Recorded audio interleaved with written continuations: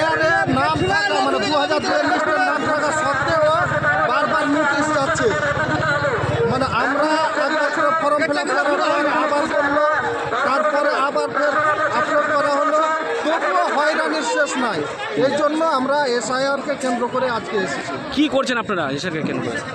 আমরা জানাতে চাই নির্বাচন কমিশনারকে যে সাধারণত মানুষকে কেন হয়রানি করা হচ্ছে, এসআইআরের নাম নিয়ে কেন বারবার হয়রানি করা হচ্ছে। তার জন্য কি করছেন আপনারা? কোথায় কোথায় কি করছেন? বিডিও অফিসে আমরা মানে একটা দরখাস্ত বা নোটিশ দিতে এসেছি, যাতে বারবার এই রকমভাবে হয়রানি না করা হয়। তো সেখানে এখানে পদ অবরোধ করছেন।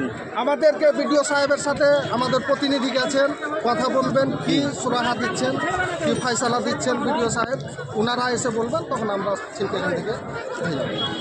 তো বলছি এই পদ অবরোধ কতক্ষণ ধরে করছেন আপনারা? এই আধা ঘন্টা। হ্যাঁ, কি চাইছেন আপনারা এখন?